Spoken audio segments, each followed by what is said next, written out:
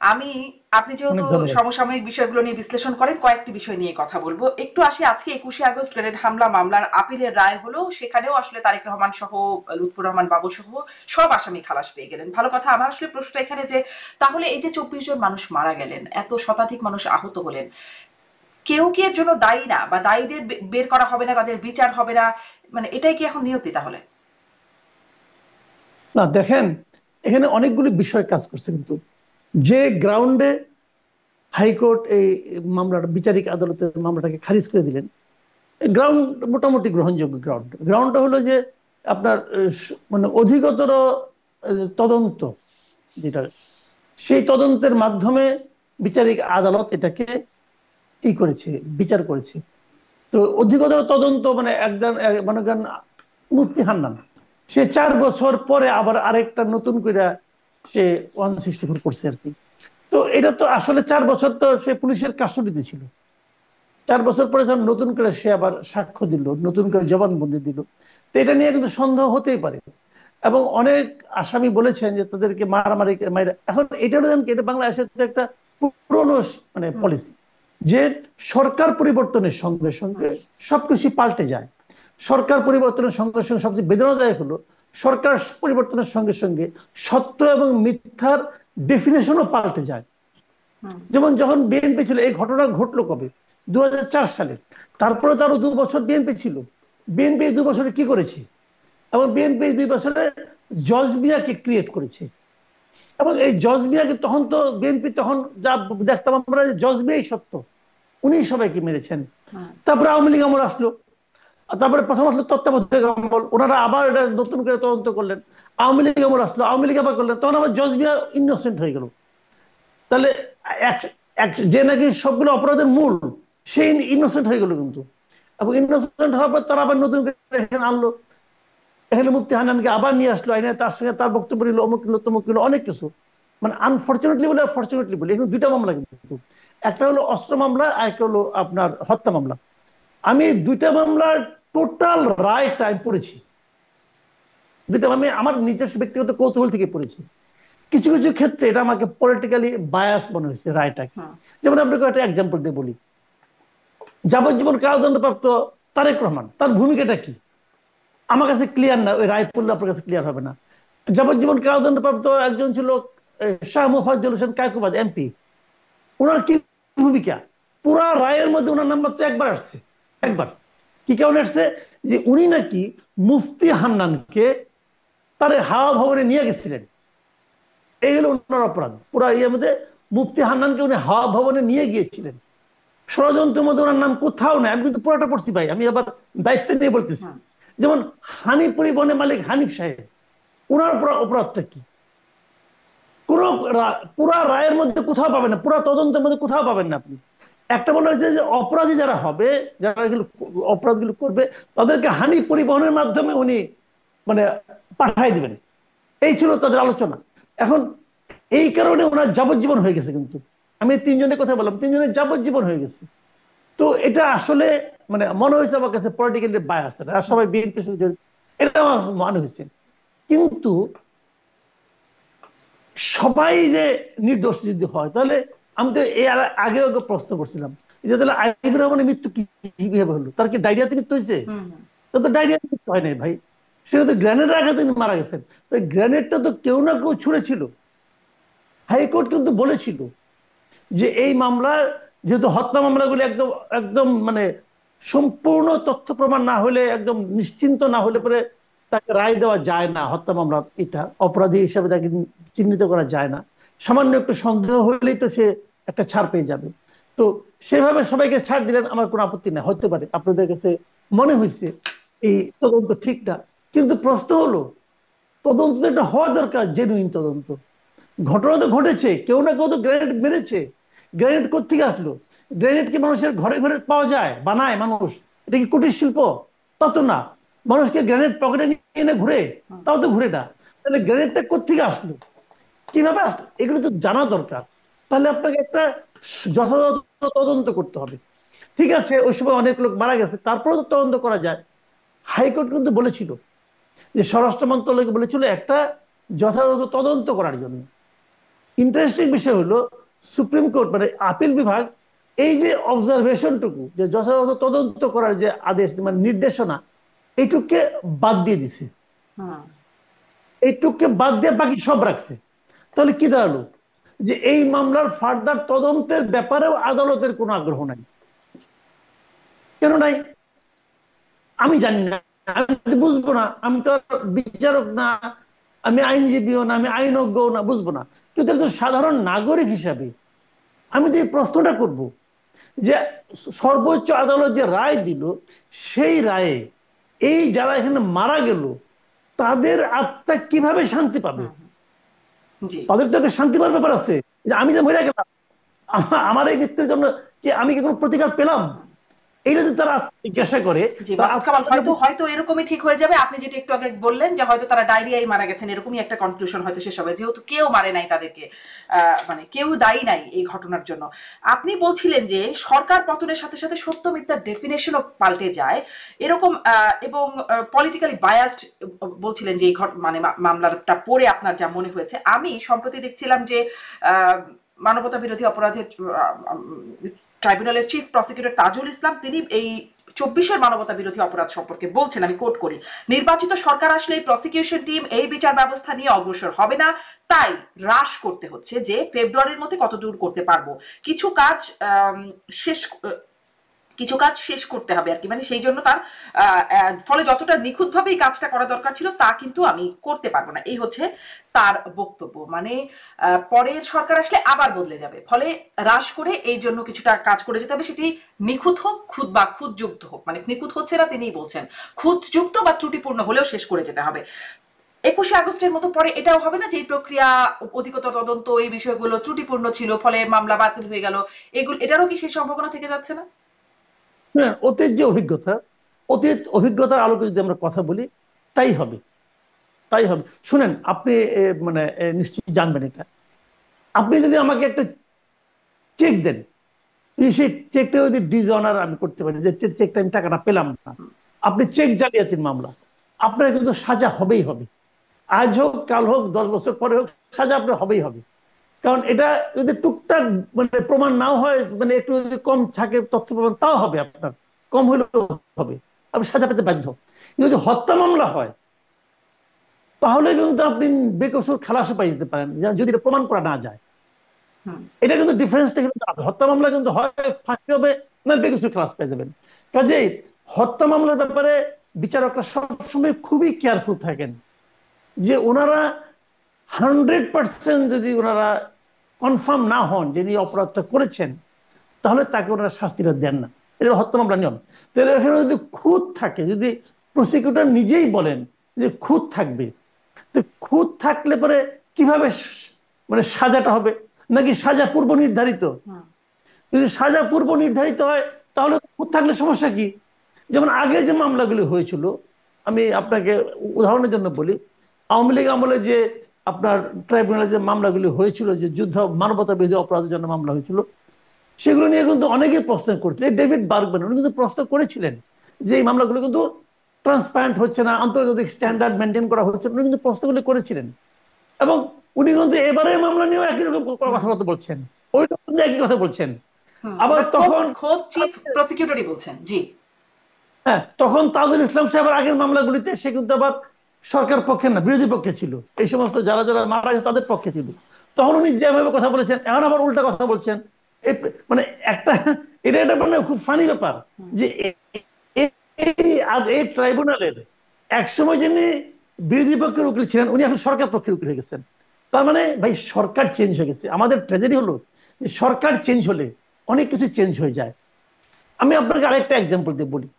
যেমন ধরেন আপনার ডক্টর ইউনূসের যে মামলাগুলি চলছিল, একদম শেষ মুহূর্তে এসে মানে 4 তারিখে সম্ভবত মানে ডক্টর ইউনূসের কিন্তু একটা মানে 666 কোটি টাকা একটা মামলাতে কিন্তু ওনার সাজা হয়েছিল, যে ওনাকে 666 কোটি টাকা ট্যাক্স জমা দিতে হবে।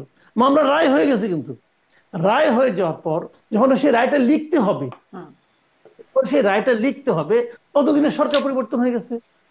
এখন সরকার পরিবর্তন হয়, ডক্টর ইউনূস সরকার প্রধান।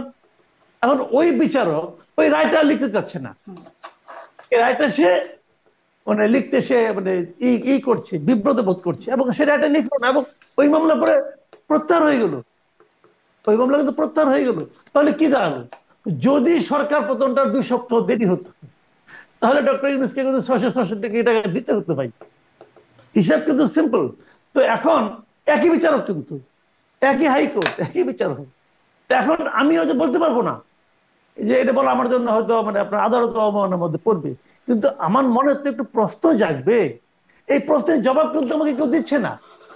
তো এই জায়গাটাতে কিন্তু সমস্যা হচ্ছে। মানে সবচেয়ে বড় কথা হলো কি জানেন, মানুষের একসময় একটা আস্থা ছিল আদালতের উপর, যে আমি তোমার সঙ্গে আর কোথাও না পারি, যদি আমার সঙ্গে বেশি কিছু করো, পেরিপেরি করো, তোমার কিন্তু আমি আদালতে দেখে নিব।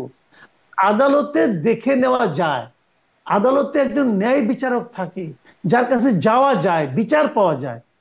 এখন সেই যে ধারণাটা, সেই যে প্রচলিত বাক্যটা, সেটা সম্ভবত আর কার্যকর হচ্ছে না। তাহলে তাহলে আদালতে লতিফ সিদ্দিকী যা বলছেন, এই যে সাবেক মন্ত্রী মুক্তিযোদ্ধা লতিফ সিদ্দিকী, তিনিও বলেছেন আদালতের প্রতি তার আস্থা নেই। তাহলে তিনি কি আসলে সঠিকভাবে তার এই বক্তব্যটা, মানে তার যে অনাস্থার জায়গাটা, আপনার মনে হচ্ছে যে সঠিকভাবেই তিনি এই কথাটা বলছেন? আমি একটু এই প্রসঙ্গেও আসবো, তাদের মামলা সম্পর্কে একটু কথা বলবো আপনার সাথে, এই মন্তব্যটা নিয়ে একটু কথা শুনি আপনার। উনি যেটা বলছেন ওটা ওনার বিশ্বাস। আমি গেলে হয়তো আমি একই কথা বলতাম হয়তো। আমারও মনে হয়েছে কি লাভ হলো, উকিল তো রাখছে তারা, আজকে তো উকিল রাখছিল আবার, তো কই কোনো কাজ হয়েছে? হয় নাই তো, কাউকে তো জামিন দেওয়া হয় নাই। যেহেতু এই মামলাটা আপনি পরে প্রশ্ন করবেন, কাজে ওটা উত্তর তখন দেবো। জি, জি। আমি আসলে এটি একটু প্রশ্ন করতেই চাই যে এই আপনি কি এই বিষয়ে খোঁজ বা জানেন? আমি আসলে চেষ্টা করছিলাম, গণমাধ্যমের খবরগুলো পড়ার চেষ্টা করছিলাম যে মানে সন্ত্রাস বিরোধী আইনে তাদেরকে গ্রেপ্তার করা হয়েছে। কোন ধারায় গ্রেপ্তার করা হয়েছে? সুনির্দিষ্টভাবে তাদের অপরাধটা কি? এটি আসলে আমি জানতে পারছি না, বুঝতে পারছি না। আপনি একটু জানাতে পারেন? ওই এফআইআর কপিটা পড়েছিলাম। আচ্ছা। এফআইআর কপিতে যতটুকু আমার যতটুকু মনে আছে এখন, মোট কথা হলো তারা সরকারকে ফেলে দেওয়ার জন্য একটা ষড়যন্ত্র তারা এখানে করছিল। এবং ওখানে এফআইআর কপিতে স্পষ্ট লেখা আছে যে লতিফ সিদ্দিকী সাহেব সরকারের বিরুদ্ধে কি কি বলেছেন। খুব মজার বিষয় হলো, ওখানে যারা উপস্থিত ছিলেন এরকম একাধিক লোকের সঙ্গে আমার কথা হয়েছে, বিভিন্ন মিডিয়াতে আমি পড়েছিও, সেটা হলো লতিফ সিদ্দিকী সাহেব ওখানে কোনো কথা বলার সুযোগই পান নাই। কার্জন সাহেব, শেখ হাফিজুর রহমান কার্জন, অধ্যাপক শেখ হাফিজুর রহমান কার্জন, উনি বক্তৃতা দেওয়ার পরেই মব ওখানে ঢুকে গেছে। লতিফ সিদ্দিকী হাতে মাইক্রোফোন নেনই নাই, কিন্তু এফআইআর এ জনৈক পুলিশ কর্মকর্তা যিনি মামলাটা করেছেন, যিনি মানে এফআইআর অভিযোগ করেছেন, তিনি কিন্তু লিখেছেন যে লতিফুর রহমান সাহেব কি কি বলেছেন ডিটেইল উনি লিখেছেন। কোথায় শুনলেন? উনি কি লতিফুর রহমান সাহেবের অন্তরে প্রবিষ্ট হয়েছিলেন, যে ওইখান থেকে শুনে এসেছেন যে উনি কি বলতে চাচ্ছেন? তো এগুলি ভাই, আরেকটা কথা আপনাকে বলেন, জীবনে কখনো শুনেছেন, পৃথিবীর কেউ কখনো শুনেছে যে একটা ওপেন স্পেসে, একটা রাউন্ড টেবিল বৈঠকে সরকার বিরোধী ষড়যন্ত্র হয়? ভাই ষড়যন্ত্র তো গোপনে, ষড়যন্ত্র কি প্রকাশ্যে হয়? এটা কোনোদিন শুনেছেন আপনারা?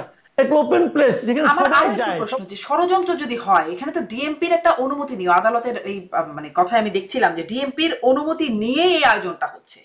তাহলে ষড়যন্ত্রই যদি হয়ে থাকে বা এই যদি উদ্দেশ্য হয়ে থাকে, তাহলে অনুমতি বা কেন দিল? শুনেন ঘটনাটা কি হয়েছে আমি বলি। আমরা বলি না মব ভায়োলেন্স, মব কালচার, এটা তো আমরা খুব প্রচলিত এখন এই সময়। আমার মাঝে মাঝে মনে হয় এই সরকার সম্ভবত তাদের প্রধান অস্ত্র হচ্ছে মব। কোনো কিছু হলেই তারা মবকে সামনে এনে হাজির করে, বলে যে একটা চাপ ছিল, যেটা নাকি সরকারের যিনি প্রেস সেক্রেটারি উনি বলেছেন কিন্তু স্পষ্ট, এটা কিন্তু মব বলতে রাজি না, এটা হলো প্রেশার গ্রুপ। তো ওনাদের সেই প্রেশার গ্রুপ ওখানে গিয়েছিল, যে তারা এটার বিরুদ্ধে তারা হইচই করেছে, কথা বলেছে, এবং তারা পুলিশ ডেকে এনেছে।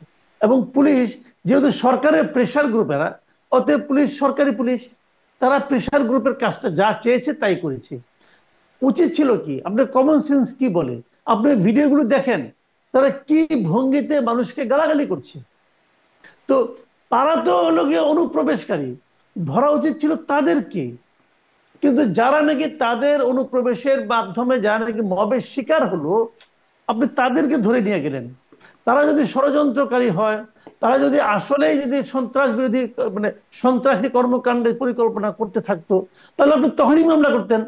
12 ঘন্টায় থানায় বসে রাখছেন, আর আপনি নেওয়ার সময় বলে দিচ্ছেন আপনাদের নিরাপত্তার জন্য নিয়ে যাচ্ছি আমরা, এবং 12 ঘন্টা বসায় রেখে তারপরে মামলা করছে। তার মানে কি, মামলাটা কিন্তু উপরের থেকে বলা হয়েছে যে মামলাটা করা হোক। তার মানে এই মামলার সঙ্গে ডক্টর ইউনূস সরকারের সরাসরি ভূমিকা আছে। ডক্টর ইউনূস সরকার চেয়েছেন বলেই এই মামলাটা হয়েছে। এখন সরকারের কে চেয়েছেন আমি বলতে পারবো না, কিন্তু যেই চান দায় দায়িত্ব ডক্টর ইউনূস সরকারের উপরে পড়বে। এবং আরো ছোট করে দেখলে এই দায় দায়িত্ব পুরোটাই ডক্টর ইউনূসকে বহন করতে হবে। উনি শান্তিতে নোবেল পেয়েছেন না, উনি শান্তিতে নোবেল পেয়েছেন। ওনার এই শান্তির যে সফেদ পাঞ্জাবি, সফেদ জামা, এখানে এই দাগটা পরবর্তী সময় জল জল করবে, ওনার মৃত্যুর পরেও জল জল করবে। জল জল করে লাভটা কি হবে, আমি এটাও একটু জিজ্ঞাসা করি। জল জল না হয় সবারটাই জল জল করছে, কিন্তু এই যারা গ্রেপ্তার হয়ে আদালতে আছেন, জামিন তো পাচ্ছেন না, রিমান্ডেও নাকি নেওয়া হবে তাদেরকে। তাদের দেখলাম আমি মঞ্জুর আলম পান্না সাংবাদিক, তার হাতে হাত করা কার্জন, হাফিজুর রহমান কার্জন আমাদের শ্রদ্ধেয় শিক্ষক, তিনি বলছেন যে আমাদেরকে মেরে ফেলবে, সংবিধান হাতে নিয়ে বলছেন তিনি যে আমাদেরকে মানে মুক্তিযুদ্ধের সংবিধান আমরা রক্ষা করবো, এরকম কথা তারা বলছেন। আর যাচ্ছেন না লতিফ সিদ্দিকী তো বলছেন আস্থা নাই, তিনি খুব একটা কথাও বলেন না। মানে জল জল করছে, তার তার দায়, ডক্টর ইউনূসের দায় তার উপর গিয়ে পড়বে। কিন্তু এনাদের ভবিষ্যৎ কি হবে? আগে যেসব সাংবাদিকটা গেছেন, অনেকেই আছেন আসলে মিথ্যা মামলায়, কিন্তু বিশেষ করে আমি সাংবাদিকদের কথা বলবো, অনেক তারা নিরপরাধ না, কিন্তু তাদেরকে হত্যা মামলায় তারা এখন জেলখানায় আছেন। তাদের মতো ইনাদের নিয়তিও কি নতুন করে, মানে তারাও এখন জেলখানায় পৌঁছবেন, এটি নিয়তি তাদের? এখন তো আজকে তো জামিন হয়নি, আজকে জামিন হয়নি। কেন জামিন হয়নি এটা বিচারক ভালো বলতে পারবেন, সরকারও ভালো বলতে পারবেন। নিম্ন আদালতে সরকারের একটা প্রভাব থাকে বলে আমরা সবসময় শুনি। আইন মন্ত্রণালয় ভালো বলতে পারবেন কেন কি হয়েছে, আমি জানি না, বলতে পারবো না। আর কি বলতে যাই, কোন বিপদে পড়ি বলা যায় না কিছুই। কিন্তু একটা জিনিস হলো কি, তাদের জন্য দুর্ভোগ, তাদের তো এখনই দুর্ভোগ, আগামী তার কি দুর্ভোগ করবে। এখনই তো তারা দুর্ভোগে আছেন। এই যে দুর্ভোগটা তারা পোহাচ্ছেন, কেন পোহাচ্ছেন, আমি কিন্তু আমার কাছে কোনো কোনো দৃশ্যমান কোনো কিছু নাই, কিন্তু আমি বলতে পারবো না কেন। মঞ্জুর আলম পান্নাকে আমি ব্যক্তিগতভাবে চিনি। আমি বললাম তো, মঞ্জুর আলম পান্নার আমি পরশুদিন আমি ঘেটে ঘেটে দেখছিলাম যে জুলাইয়ে সে কি কি বলেছে, গত বছর জুলাইয়ে সে কি কি বলেছে। আপনি মানে আমি বললাম ওর, আমি বোধহয় 4টা না 5টা স্ট্যাটাস আমি মানে আপনার মানে পোস্ট আমি দেখেছি। এই স্ট্যাটাসগুলোর উনি যা লিখেছে, একমাত্র আসিফ নজরুল ছাড়া এই পুরো সরকারের অন্য কোনো ব্যক্তি এই ধরনের পোস্ট দিতে পারতো না। সরাসরি হাসিনা সরকারের বিরোধিতা করে, সরাসরি আন্দোলনের পক্ষে থেকে পান্না যে সমস্ত পোস্ট দিয়েছে, আপনি যদি খুঁজে পান পড়ে দেখেন কি লিখছে সে। একমাত্র আসিফ নজরুল ছাড়া এই সরকারের কারোই এই ধরনের কোনো পোস্ট নাই, একটাও নাই। এখন এরা হয়েছে বিপ্লবের ধারক বাহক, বিপ্লবের পতাকাটা কি এদের হাতে, এরাই বিপ্লবের ভবিষ্যৎ নির্ধারণ করতেছে। আর যারা এখানে জীবনের রিস্ক নিয়ে তখন আন্দোলনের সঙ্গে জড়িত ছিল, তারা এখন জেলে পৌঁছতেছে। এই হলো বাংলাদেশের নিয়তি। এটা হয়েছে, আগেও হয়েছে, 71-এর কিন্তু হয়েছে। 71-এ যখন বঙ্গবন্ধু যখন রেস কোর্সে ভাষণ দেন বিদেশ থেকে 10 জানুয়ারিতে, যখন ফিরে এসে উনি যখন ভাষণ দেন, তখন কোথায়, তখন একজন সেক্টর কমান্ডার মেজর জলিল তখন পাশেই রমনায় থানা হাজতে ওই পুলিশ যে হাজত আছে ওখানে সে বন্দী ছিল। 71-এ এই ঘটনাটাই ঘটেছে, বিজয় হাতছাড়া হয়ে যায়। এখানেও তাই হয়েছে। তো এটা কি বলবেন, এটাই নিয়ম মানে আমাদের এটাই দেশের তাহলে, শাসন। মানে জুলাই যোদ্ধা নামে কেউ মব সৃষ্টি করে ফেললে ওই তাদের প্রেশার গ্রুপ হিসেবে চিহ্নিত করতে থাকতে হবে, বা তাদের বিরুদ্ধে আর কোনো ব্যবস্থা হবে না, যাদেরকে আক্রমণ করবে তাদের বিরুদ্ধে ব্যবস্থা হবে। এটাই এখন বাংলাদেশে মোটামুটি প্রচলিত আইন। এবং কথা হলো কি, যে মব যারা করবে তারা যাকে ইঙ্গিত করবে সেই লোক যদি জুলাই যোদ্ধাও হয়, বললাম তো মঞ্জুর আলম পান্নার মতো জুলাই যোদ্ধা আপনি সাংবাদিকদের মধ্যে দ্বিতীয়টা খুঁজে বের করতে পারবেন না। আমি বললাম আপনি খোঁজেন না। ওই সময় তাবৎ সাংবাদিকদের মধ্যে পান্না যেভাবে সরাসরি কথা বলেছে, আপনি আরেকটা সাংবাদিক খুঁজে বের করেন, ইনক্লুডিং শফিকুল আলম, খুঁজে বের করেন সে কি করছে। শফিকুল আলম মাঝখানে নাকি বলছে যে সে নাকি সাংবাদিকদের 15 বছরের বিচার করবে। আমি তো মাঝখানে আপনার অনুষ্ঠানে বোধহয় চ্যালেঞ্জ করছিলাম তো, যে পুরা এই টিমের ডক্টর ইউনূসের যে প্রেস উইং আছে, উইং এর যে টিম আছে, এখানে যত সাংবাদিক আছে তাদের গত 15 বছরের যত কর্মকাণ্ড আছে, যত লেখালেখি আছে, যত পোস্ট আছে, সবগুলি যোগ করলে যদি আমার অর্ধেক হয়, তখন যেন আমার সঙ্গে আলাপ করতে পারে। ভাই এগুলি দেখে আসছি আমরা। এখন তারা আজকা বিপ্লবী, আজকা বিপ্লবী বুঝেন, সব বিপ্লবী হয়ে গেছে। হঠাৎ করে এক সূর্যোদয় হয়েছে 5 তারিখে, সূর্যোদয়ের পরে সবাই বিপ্লবী। আর আমরা হইলাম গিয়ে এখন স্বৈরাচারের দোষর, কি কি বলে না বলে জি, যা মনে আমি হয়। আরেকটু একটু এখানেও জানতে চাই যে কিন্তু একটা তো গেল মবের ঘটনা, যারা আসলে এই অনুষ্ঠানের আয়োজক, এটা নিয়েও আপনারা নিশ্চয়ই কথা বলেছেন যে জেরাই খান পান্না তিনি আসলেন না, গণফোরামের সভাপতি কামাল হোসেন, ডক্টর কামাল হোসেন, পরে তো তার দলের পক্ষ থেকে বলা হলো যে গণফোরাম মানে ডক্টর কামাল হোসেনের নাম নাকি এখানে ব্যবহার করা হয়েছে, তিনি নাকি এখানে কনসেন্টও দেন নাই। এইরকমটা কেন হলো? তারা কি আসলে, এটা কি কোনো ফাঁদ পাতা হলো? এখানে আসলে ঘটনাটা কি হলো? ডক্টর কামালের পক্ষ থেকে কে বলছে আমি জানি না, ডক্টর কামালকে যে দাওয়াত করা হয়েছে হুম। এ সংক্রান্ত ছবি আমি দেখেছি। হুম। ওখানে বুলবুল ভাই ভদ্রলোক ছিলেন, এক মানে প্রবীণ মুক্তিযোদ্ধা, উনি ডক্টর কামালকে দাওয়াত পত্র দিচ্ছেন, তার ছবিও আমি দেখেছি। এবং ডক্টর কামাল আসবেন এটা ঠিক ছিল। পান্না ভাইয়ের ব্যাপারটা আমি যতটুকু জেনেছি, পান্না ভাই যাচ্ছিলেন ডক্টর কামালকে নিয়ে ওখানে যাবেন বলে, উনি ডক্টর কামালের বাসায় গিয়েছিলেন, তখন ওনাকে এখান থেকে ফোন করে বলা হয়েছে যে হুম। এখানে হইচে হচ্ছে, আপনারা আসেন না।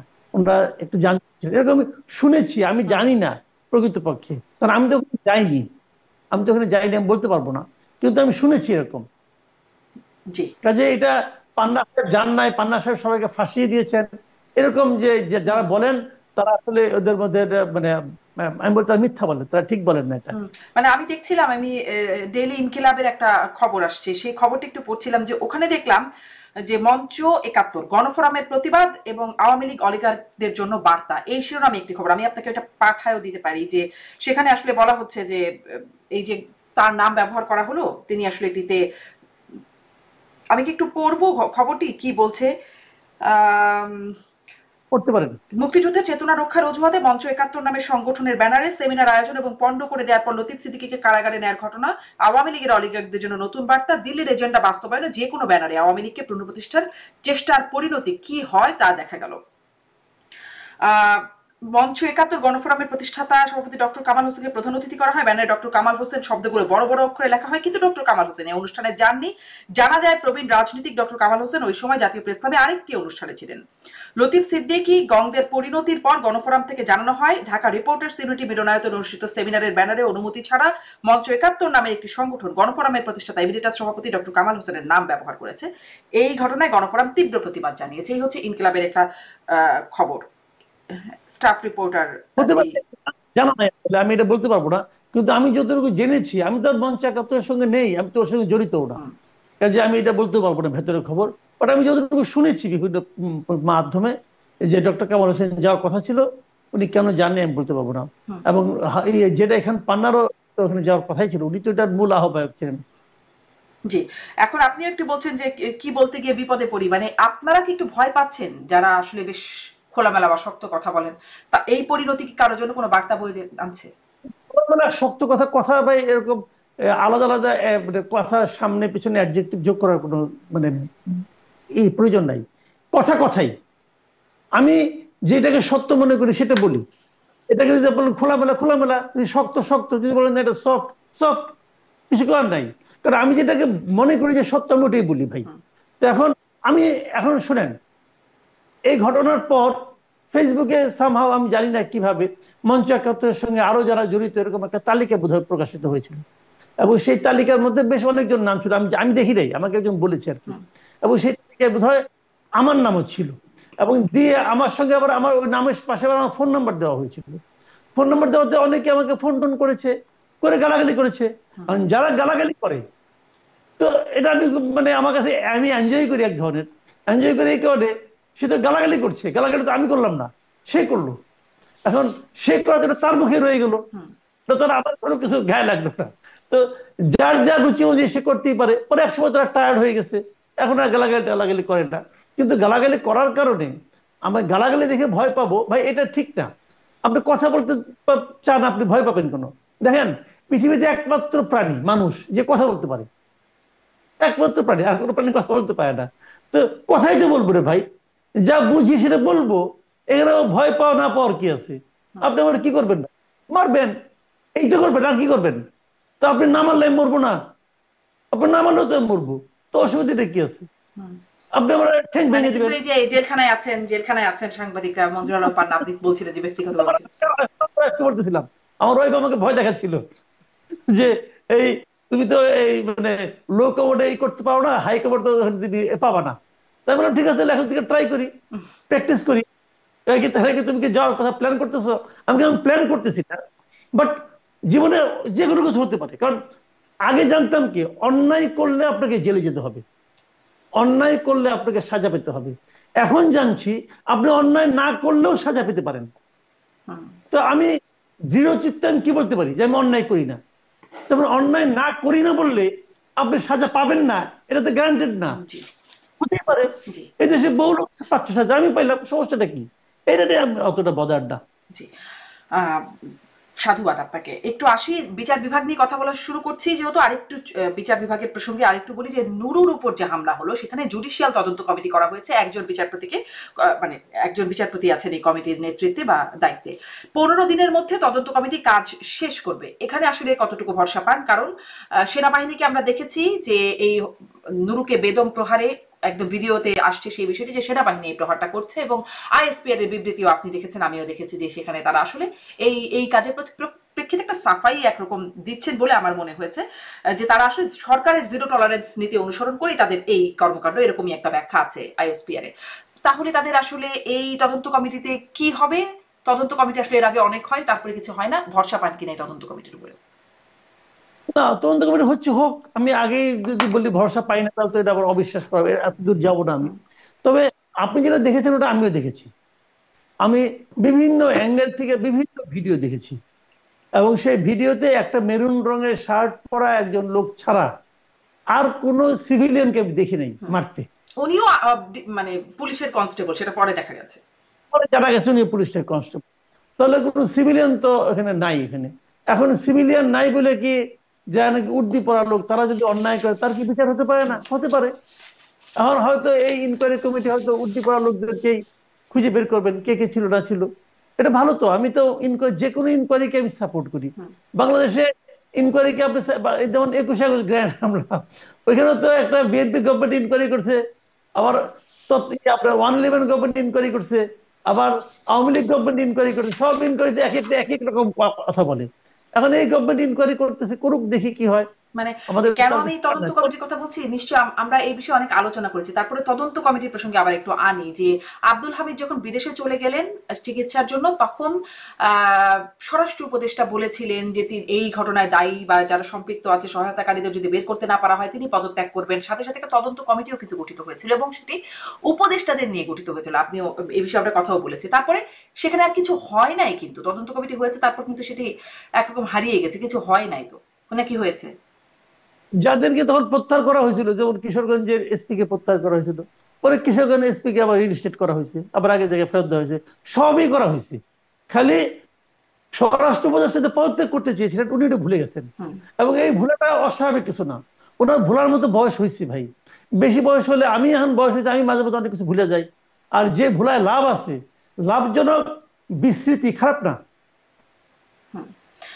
এটাও একটা আলোচনায় আসে যে এই ঘটনায়ও পদত্যাগ, স্বরাষ্ট্র উপদেষ্টার পদত্যাগ, মানে নুরুর উপর যে হামলা হলো, গণ অধিকার পরিষদ তারা পদত্যাগ দাবি করছেন।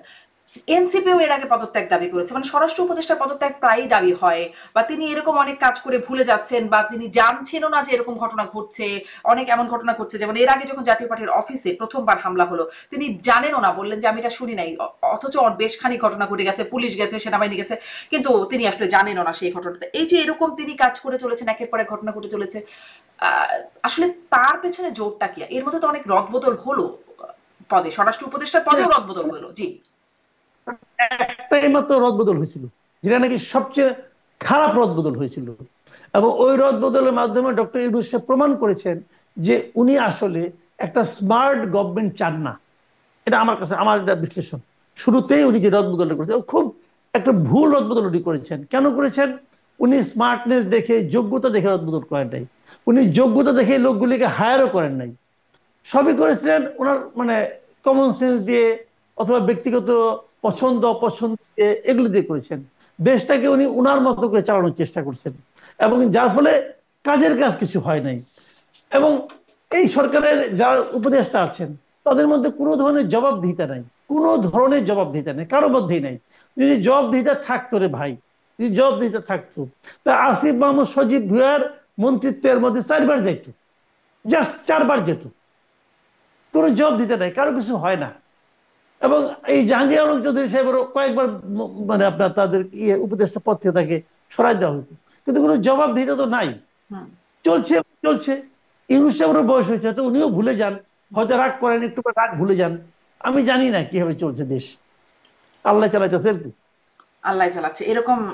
আচ্ছা, যাই হোক, ওই আল্লাহ চালাচ্ছে আহ, সেই বিষয়ে না, যে স্বরাষ্ট্র উপদেষ্টাও একবার এরকম একটা কথা বলেছিলেন।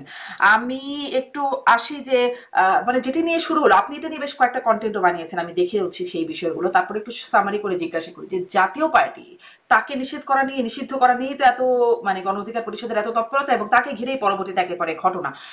যেই জাতীয় পার্টিকে তাকে মানে জাতীয় পার্টিকে যার দোষর, স্বৈরাচারের দোষর হিসাবে আখ্যায়িত করা হচ্ছে, সেই সেই সরকার প্রধান, স্বৈরাচার সরকার প্রধান শেখ হাসিনা, তিনি বলেছিলেন জাতীয় পার্টিকে জিন্দা লাশ। জাহাঙ্গীর কবির নানকের সাথে একটা ফোন আলাপে, আপনি শুনেছেন কিনা জানি না, সেখানে জিন্দা লাশ হিসেবে আখ্যায়িত করছেন জাতীয় পার্টিকে। সেই মানে তিনি যেখানে জিন্দা লাশ হিসেবে আখ্যায়িত করছেন, সেই সময় যখন তাদের এমপিরা আছে সংসদে, বা তাদের একটা একটা মানে এক ধরনের একটা ক্ষমতা হয়তো আছে জাতীয় পার্টির, এখন যখন জাতীয় পার্টি চাপে আছে, তখন সেই জিন্দা লাশকে নিয়ে এত টানাটানি, মানে তাদেরকে নিষিদ্ধ করার জন্য এত টানাটানি কেন? এটা হলো কি জানেন, যখন নাকি মানুষের মনোবল ভেঙে যায়, যখন মানুষ জানে যে আমি একটার পর একটা অন্যায় করছি, তখন মানুষ কিন্তু ছোটখাটো বিষয় দেখলেও আটকে ওঠে। এখানে হচ্ছে ওই জিনিসটা। আমাদের সামনে একটা নির্বাচন হতে যাচ্ছে, ধরেন 5 মাস পরে নির্বাচনটা হবে। এই নির্বাচনে এই দেশের প্রধান দুইটা, যত কিছু বলেন ভাই, দেশের রাজনৈতিক দল হলো দুইটা এখনো, আওয়ামী লীগ আর বিএনপি, প্রধান দুইটা রাজনৈতিক দল। আর দ্বিতীয় স্তরের রাজনৈতিক দল হলো জাতীয় পার্টি এবং জামাত ইসলাম। এটা সেই 90 সাল থেকেই এই বাস্তবতা আমরা দেখছি। তো সেই বাস্তবতার মাথার দুইটা রাজনৈতিক দলের মধ্যে একটা রাজনৈতিক দল নাই। তো এই যে নাই দল, নাই দলের মাথার লোকগুলি খারাপ, করাপ, চোর ডাকাত সব আছে, সবগুলিকে আপনি জেলে যান, আমার কোনো আপত্তি নেই, কিন্তু আপনি দলটাকেই ইলেকশনই করতে দিচ্ছেন না। না দিচ্ছেন কেন? এক ধরনের ভীতি কাজ করছে সবার মধ্যে, যে যদি কিছু হয়ে যায়। দেখেন, আমি একটা কথা আপনাকে বলি সরাসরি, দেখেন আপনি, গত বছরের অগাস্টে শেখ হাসিনা সরকারের পতন হয়েছে। যদি অগাস্টের 3 মাস পরে একটা ইলেকশন হইতো, আওয়ামী লীগের পক্ষে কয়টা আসন পাওয়া সম্ভব হইতো আমি জানি না। আমার মনে হয় না সারা দেশে আওয়ামী লীগের কোনো জনপ্রিয়তা তখন ছিল। আওয়ামী লীগের লোক যদি আওয়ামী লীগকে অপছন্দ করতো, দেখেন আওয়ামী লীগের শাসন আমলে কিন্তু আওয়ামী লীগের প্রতি কিন্তু মানুষের যে খুব একটা ভালো, আওয়ামী লীগের লোকজন খুব ভালোবাসতো তা কিন্তু না। আমি আপনাকে একটা ছোট্ট এক্সাম্পল দিয়ে বলি। আজকে একটা খবর আমি পড়লাম, যশোরের একটা থানায়, সারসানা কোন একটা থানায় দেখলাম যে আপনার 15 বছরে এই সময়ে, আওয়ামী লীগের ওই সময়ে 167 জন নিহত হয়েছে। 167 জন নিহত হয়েছে, এবং তার মধ্যে অধিকাংশই রাজনৈতিক নেতৃবৃন্দ। ইন্টারেস্টিং হলো 167-র মধ্যে 77 জন হলো আওয়ামী লীগের নেতা কর্মী। মানে তারা আওয়ামী লীগের লোকজনের হাতে আওয়ামী লীগের লোকজন মারা গেছে। 77। বিএনপি ছিল মাত্র 35 জন। এটা আমি আজকে পড়লাম, আজকের পত্রিকা, একটা পত্রিকাতে। তো তার মানে কি, আওয়ামী লীগের একটা বিরাট অংশ কিন্তু আওয়ামী লীগের শেখ হাসিনার শাসনের উপর বিরক্ত এবং অত্যাচারিত ছিল। তারাও কিন্তু এই সরকার, আওয়ামী লীগ সরকারকে পছন্দ করতো না। যদি 3 মাসের মধ্যে নির্বাচনটা হতো, তাহলে আওয়ামী লীগ সারা দেশে 10টা আসন পাইতো কিনা আমার সন্দেহ আছে। এটা রিয়েলিটি। কিন্তু যতই দিন গেছে, ডক্টর ইউনূসের যে কুশাসন, ডক্টর ইউনূস শাসন দেশ চালাতে পারে নাই। যতই দিন গেছে, ইউনূসের এক একটা আকাম কুকামের কারণে, অযোগ্যতার কারণে মানুষ এক পর্যায়ে টায়ার্ড হয়ে গেছে। অনেককে বলতে শোনা গেছে যে চুরি করুক, যাই করুক, তাও তো তারা কিছু কাজ করছে। তারা তো কোনো কাজও করতে পারছে না। আওয়ামী লীগ অনেক চুরি করছে, 5 টাকার কাজ 30 টাকা দিয়ে করছে, 25 টাকা চুরি করছে। মানুষ, আমি বলতে শুনছি, মানুষ বলছে যে কাজটা তো রয়ে গেছে। এই যে আপনার মেট্রো রেল চুরি করছে, এই টাকা দিয়ে 3টা মেট্রো রেল বানানো যেত হয়তো, বা চুরি করছে, কিন্তু রেলটা তো রয়ে গেছে রে ভাই। তো এইভাবে কিন্তু মানুষ, এগুলো খুব কুযুক্তি, ভালো যুক্তি না, কিন্তু মানুষ তো এগুলো উচ্চারণ করছে এখন, যে এরা কি করতেছে। এই যে মব বলতেছে, আগে মব ছিল, আগে ছিল, গুম ছিল, গুম হয়েছে, কোনো সন্দেহ নাই, অনেক গুম হয়েছে, ভয়ঙ্কর মানে অমানবিক কর্মকাণ্ড হয়েছে, অন্যায় হয়েছে। আপনি যদি তার বিপরীতে মবটা থামাইতে পারতেন, তাহলে কিন্তু মানুষ কম্পেয়ার করতো। যে না ঠিক আছে আমরা খুব শান্তিতে আছি। আপনি তো মব দিয়ে মানুষের মধ্যে আতঙ্ক তৈরি করছেন। তাহলে পার্থক্যটা কি হলো? আমি কিন্তু আওয়ামী লীগের সঙ্গে এই সরকারের কম্পেয়ার করছি না, কিন্তু আওয়ামী লীগের চেয়ে এই সরকার অনেক ভালো, আমার বিবেচনায় অনেক ভালো। আমি অনেক কথা আগে আমি আওয়ামী লীগ গভর্নমেন্টের সমালোচনা করতাম, কিন্তু শেখ হাসিনার সমালোচনা সরাসরি করতে পারতাম না, ঝামেলা হইতো। এখন কিন্তু আমি ডক্টর ইউনূসের সমালোচনা করি, যেটা ভালো না লাগে। কাজে সেই বিচারে কিন্তু আমি সরকারকে আওয়ামী লীগের চেয়ে খারাপ বলছি না, কিন্তু কিন্তু সমালোচনাটা ন্যায় কতটা বা কানে তোলে কতটা সরকার? কানে তুলে কতটুকু সে অনুযায়ী তারা কাজ করে, কাজ তো করছে না। দেখেন, আমি আপনাকে আমি নিজে সাংবাদিক, আমি একটা প্রেস ক্লাবের উদাহরণ দিয়ে বলি। প্রেস ক্লাবের ইতিহাসে কখনো নির্বাচন বন্ধ হয় নাই। এই সরকার আসার পর যারা প্রেস ক্লাব দখল করছে তারা এক বছর নির্বাচন করে নাই, জাস্ট নির্বাচন করে নাই। এই নির্বাচনকে তারা এক বছর একটা এজিএম করে বাড়াই দিচ্ছে। প্রতিদিন প্রেস ক্লাব থেকে, আজকেও দেখলাম না কালকে দেখলাম যে 18 জন না কত নাকি 17 জনকে প্রেস ক্লাব থেকে বহিষ্কার করে দিচ্ছে। তাদের বহিষ্কার মানে তাদের সভা স্থগিত করছে।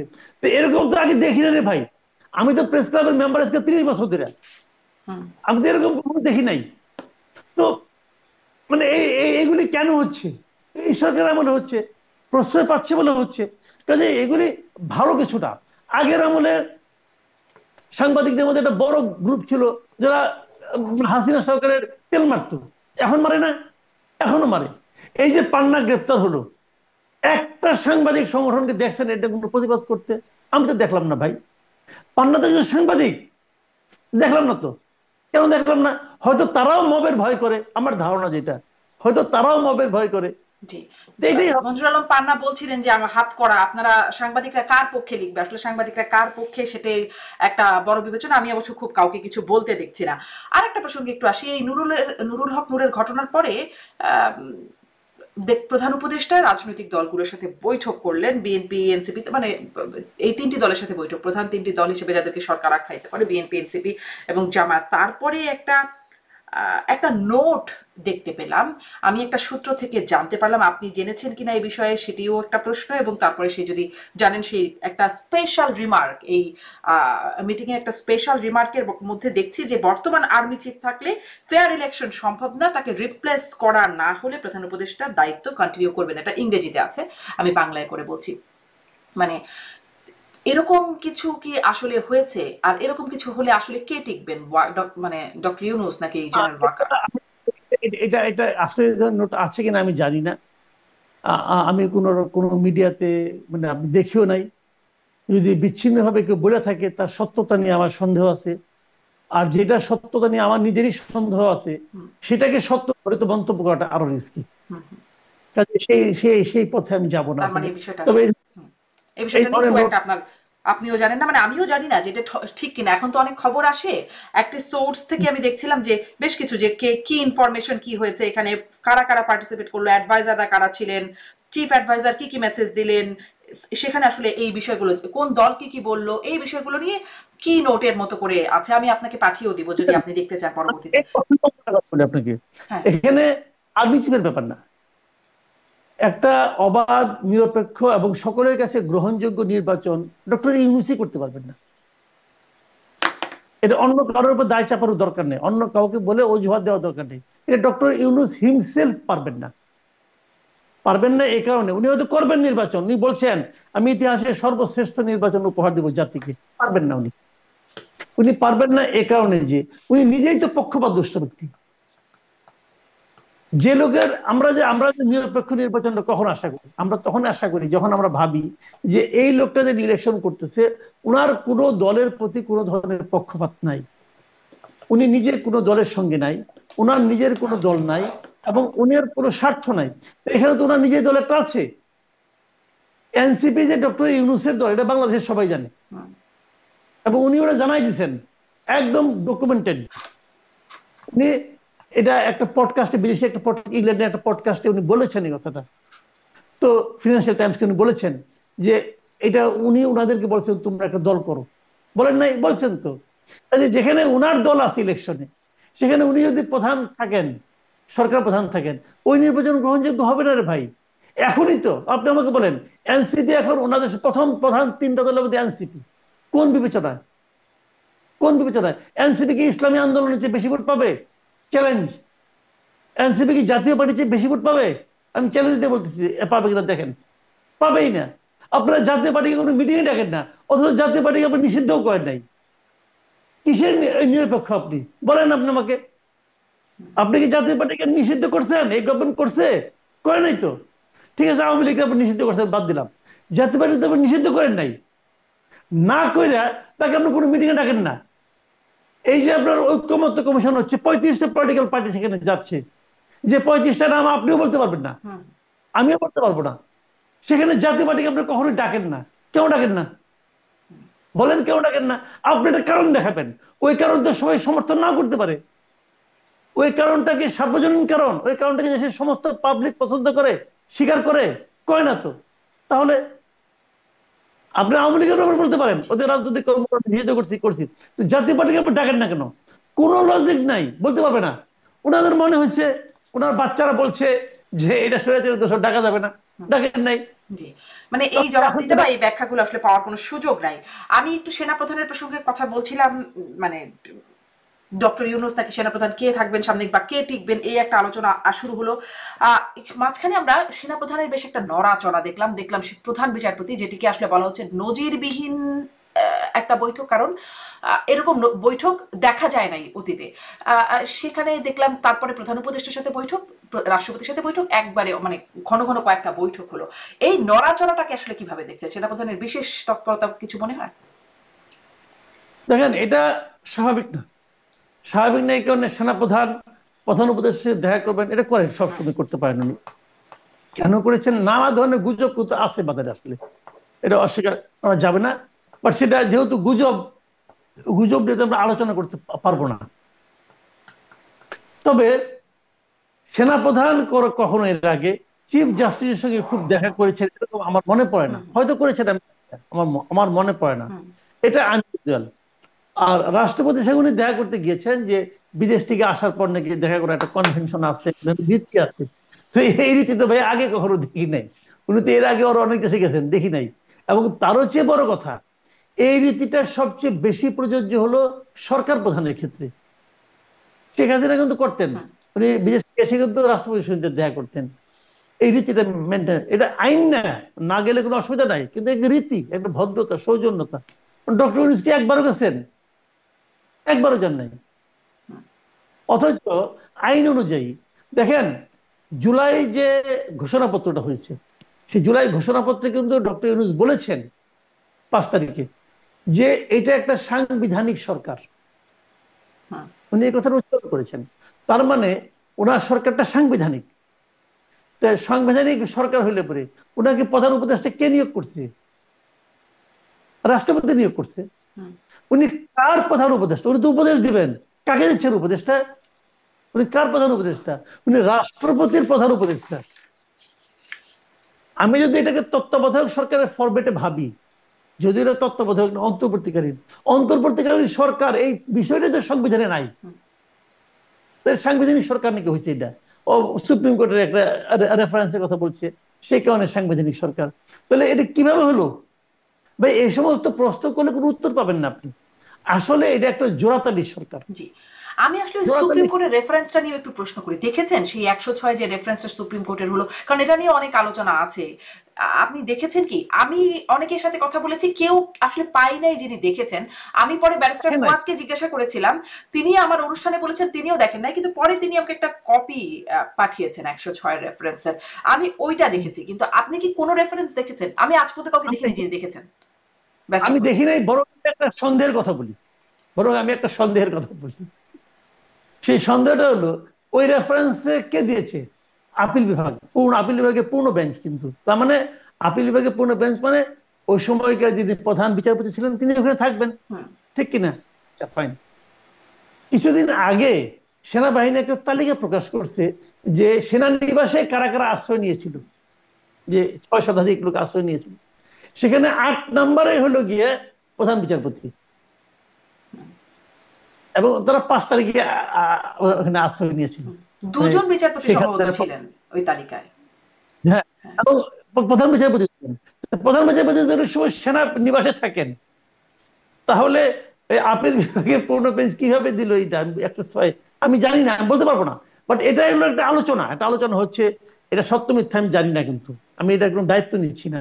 বাট আমি এই প্রশ্নটা করছি যে উনি যদি ওখানে থাকে তাহলে এখানে কিভাবে উনি এটা দিলেন, মানে আপনার বললেন এই পরামর্শ উনি দিলেন, আমি জানি না।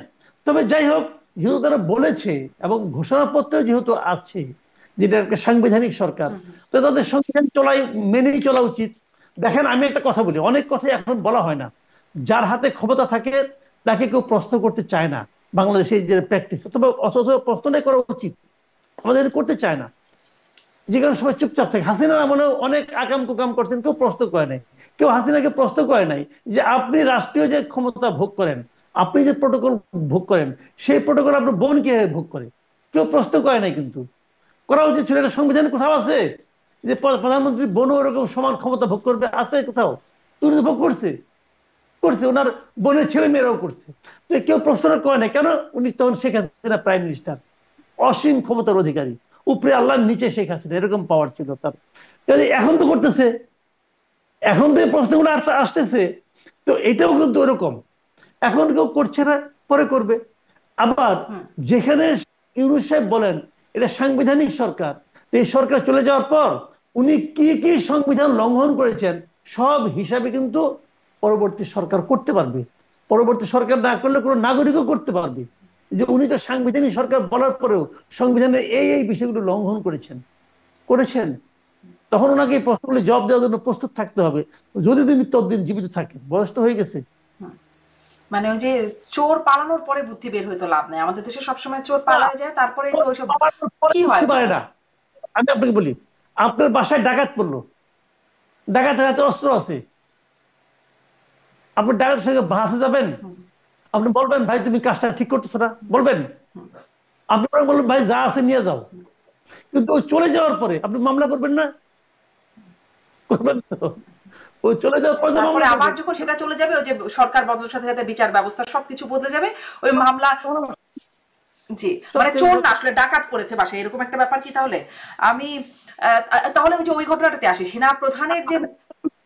আমি কিন্তু এই সরকারকে ডাকাতের সঙ্গে তুলনা করছি না, এটা আবার বলেন না। হ্যাঁ, না এটা না তাহলে বললাম, আপনি আগের সরকারের কথাও বলেছেন, শুধু এই সরকারের কথাই বলছেন না। মানে সেটাই একটু আলোচনায় আছি যে মানে আপনিও বলছিলেন যে এরকম ঘটনা দেখেন নাই প্রধান বিচারপতির সাথে সেনা প্রধানের বৈঠক, তাহলে কেন হলো? এটা নিয়ে যে গুজব গুঞ্জন অনেক কিছু আছে, মানে আমরা তো পরিষ্কার হলাম না, তাহলে তো এইগুলো তো ছড়াতেই থাকবে, কেন অনেক হলো বলেন তো? গুজব আছে। আমি তো এখন গুজব নিয়ে কথা বলা যায় না, গুজব আমি বলবো ভিত্তিটা কি। তবে যে সমস্ত আলোচনা হচ্ছে, আলোচনাগুলো আমি বলতে পারি যে কি হচ্ছে আলোচনা। যেমন আমি একটা আলোচনা শুনেছি এরকম যে, যেমন ধরেন আমরা কিন্তু গুম নিয়ে খুব আলোচনা করছি, তাই না? যে আওয়ামী লীগ আমলে অনেকগুলো গুম হয়েছে। এই যে গুমগুলি কে করেছে? শেখ হাসিনা। শেখ হাসিনার অর্ডারে গুম হয়েছে। তো শেখ হাসিনা কি সবাই বাড়িতে বাড়িতে যে সবাইকে ধরে নিয়ে আসছে? কাউকে না কাউকে দেশে আনায় অর্ডার করছে। একজন জেনারেল হয়তো বলছে, অথবা ব্রিগেডিয়ার হয়তো বলছে ধরে নিয়ে আসো। সেখানে কিন্তু মেজর ছিল, ক্যাপ্টেন ছিল, নানা রকম র্যাঙ্কের লোক কিন্তু ছিল না? আচ্ছা, তারা কি অপরাধী? খেয়াল করেন। আবার ধরেন পুলিশের পুলিশের যে লোকগুলি গুলি করছে, তারা কি অপরাধী? সে যদি বলে আমাকে আমার ঊর্ধ্বতন কর্মকর্তা অথবা ওসি অথবা এসি তারা আমাকে অর্ডার করছে ফায়ার করো, আমি ফায়ার না করে কি করবো? আমি করছি। আর আপনি ওসিকে ধরলেন, তুমি কেন তাকে বললো ফায়ার করতে? সে বলে আমার এসপি সাহেব বলছে আমাকে দেখা মতো ফায়ার করবা, নাহলে আমার চাকরি থাকবে না, আমি করছি। আপনি এসপি কে জিজ্ঞেস করলেন, এসপি বলবে ডিআইজির কথা, ডিআইজি কে জিজ্ঞেস করবেন, সে বলবে আইজির কথা, আইজি কে জিজ্ঞেস করবেন, সে তখন রাজসাক্ষী হয়ে গেছে, সে বলতেছে যে স্বরাষ্ট্রমন্ত্রীর কথা, স্বরাষ্ট্রমন্ত্রীকে জিজ্ঞেস করলে বলবে প্রধানমন্ত্রীর কথা। বলবে তো। তাহলে মামলার আসামি কে কে হবে? প্রধানমন্ত্রী হবে, স্বরাষ্ট্রমন্ত্রী হবে, আইজি হবে, ডিআইজি হবে, এসপি হবে, ওসি হবে, পুলিশ হবে। হবে না? হবে তো। গুম যখন হয়েছে, আসামি কে হবে? হাসিনা হবে। হাসিনা যাদেরকে বলেছে, যদি ডিজিএফআই হয় ডিজিএফআই চিফ হবে, ডিজিএফ এর অধস্তন যারা আছে তারাও হবে, যারা এর সঙ্গে জড়িত ছিল তারাও হবে, এরকম সিরিয়ালি অনেকেই হবে। বিচারটা তাদের কোথায় হবে? তাদের বিচারের এই ট্রাইব্যুনালে হওয়া উচিত। ট্রাইব্যুনালে বিচারে এখন পর্যন্ত কারোর নাম দেখছেন? হুম। শুরু হয়েছে? হয় নাই। গুজব আছে, গুজব আছে যে তাদের বিচার যাতে ট্রাইব্যুনালে না হয়ে সেনা আইনে হয়, সেই জিনিসটা বলার জন্য হয়তো বা সেনাপ্রধান ওনাদের সঙ্গে আলাপ করছেন, হতেও পারে। এটা কিন্তু আমি কনফার্ম না, আমি জানি না, বাট এটা আলোচনা, এই গুজবটা কিন্তু হচ্ছে বাজারে। যখন যদি ওনারা ক্লিয়ার করতেন, যদি সেনাপ্রধান ক্লিয়ার করতেন, আইএসপিআর ক্লিয়ার করতো যে কেন উনি প্রধান বিচারপতির কাছে গিয়েছিলেন, যদি ক্লিয়ার করতো তাহলে কিন্তু এটা ক্লিয়ার হয়ে যেত। যখন আপনি ক্লিয়ার না করবেন, অস্পষ্ট রাখবেন, চুপ থাকবেন, তখন কিন্তু এই ধরনের গুজব ডালপালা বেলতেই থাকবে। এটাই দুনিয়ার নিয়ম, জি যে যখন অস্পষ্টতা সেখানে সন্দেহ, জি যেখানে সন্দেহ, সন্দেহ খুব দ্রুত বেগে ডালপালা গজায়। জি। এবং সেই গুজব নিশ্চয়ই ক্ষতিকারক, যার কারণে অনেক সত্য ঘটনাকেও গুজব বলে উড়িয়ে দেওয়া যায়। যেমন আসিফ নজরুল বললেন, আইন উপদেষ্টা, তিনি বললেন এই সেনাপ্রধানের সাথে প্রধান বিচারপতির বৈঠক সম্পর্কে তিনি জানেন না এবং এটা নাকি গুজব। জি। মানে কি কি বলবেন এখন বলেন? এখন উনি জানেন না, অথবা জেনেও না বলেছেন, কোনটা আমি জানি না। যদি জেনে না বলেন তাহলে তো মিথ্যা বলছেন। আর যদি আসলেই না জানেন, নাও জানতে পারেন, ওনার সব জানতে হবে তা তো না। ওনার মানে চিফ জাস্টিস কোথায় যাবে, অমুক জাস্টিস কোথায় যাবে, সব তো উনি জানবেন না।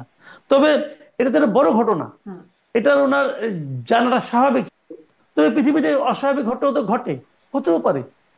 হয়তো আমি বেনিফিট অফ ডাউট দিচ্ছি, হতেও পারে।